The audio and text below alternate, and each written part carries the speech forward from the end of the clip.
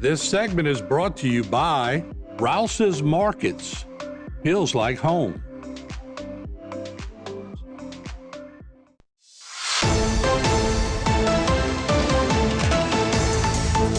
Hey everybody, welcome back into Bayou Time. Harry McCullough here.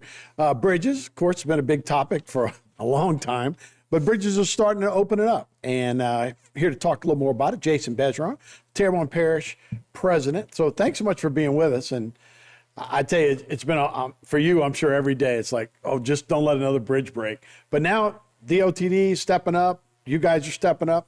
Things are getting fixed. And we got another bridge that came online today. Yes, sir. Davie Bridge was open as of this morning.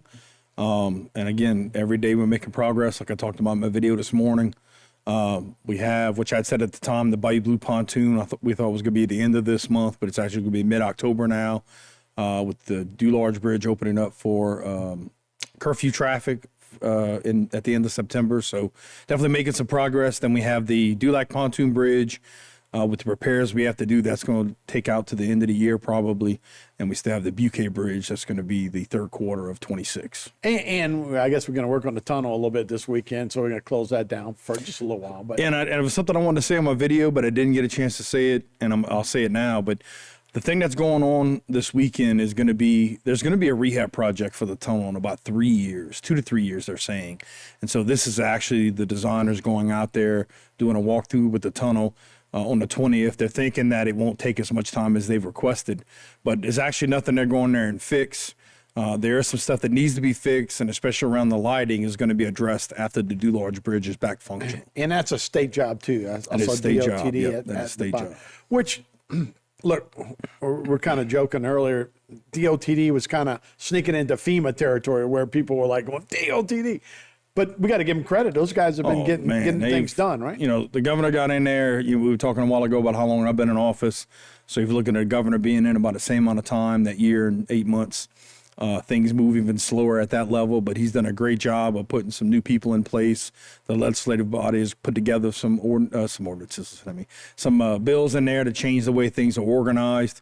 So, give credit to all that. Glenn Leday is doing a great job in working with us. The Dakeville Bridge finished earlier than they thought it was originally.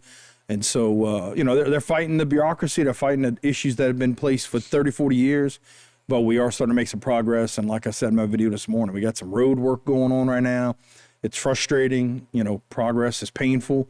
We're going to push through it, and we're going to have some things that are going to be working better, and things are going to be flowing smoother before we know it. And in road work, like when you come down from the Twin Spans, you're going to push that out to Howard Avenue, right? Yeah, DOTD is doing what they call a couplet project that'll be one way out to Howard and vice versa. So it won't just bottleneck, right? Right.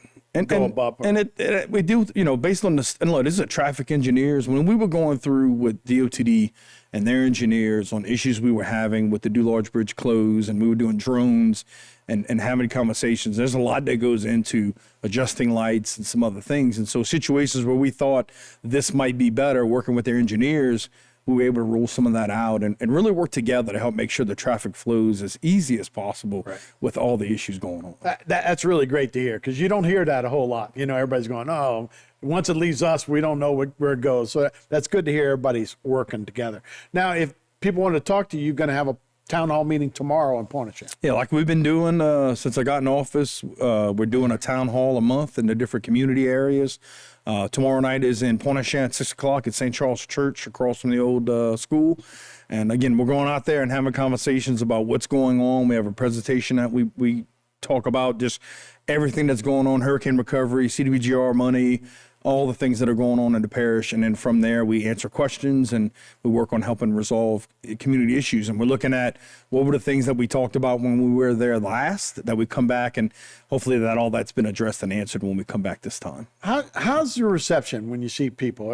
Is it just the people that want to complain, or is it people that are, coming together? It's a mix. I find it's interesting that we do end up in our community whenever there's usually an issue. Right. For example, last month was in Dularge after the Dularge Bridge closed again. But I do believe God's putting us there to have conversations. The whole point is to make sure that our residents' voices feel heard and that we work through the issues that they're dealing with. One of the things we hear a lot about is vegetation, and we're doing some things differently that's going to take some time to work itself out. But we see that the process is getting better and that things are we're getting more responsive in some of those issues. Even if it's not good talk, it's still talk. It's not like we were just talking about, like, I haven't heard from anybody, so Right. that's good. It is good communication.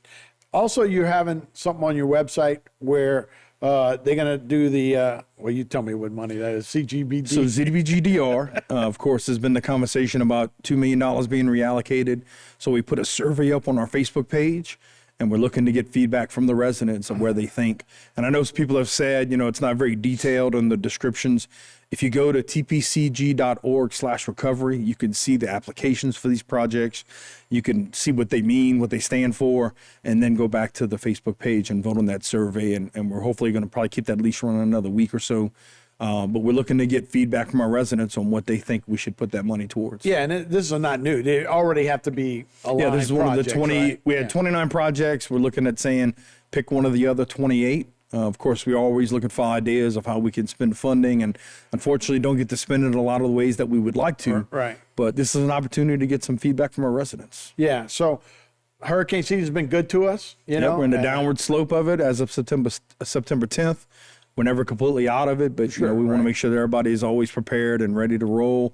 With the bridge issues that we're dealing with, if we were to have to evacuate, we would do it earlier. But at the end of the day, we're going to do everything we can to not let bridges stop us from getting where we need to get in the event that we do have some kind of emergency or disaster. All right, Jason Bergeron, thanks so much for the update, man. Thanks for all the communication. Thank you for having us. All right, we'll be right back with more Bite Time right after this. This segment was brought to you by Rouse's Markets. Feels like home.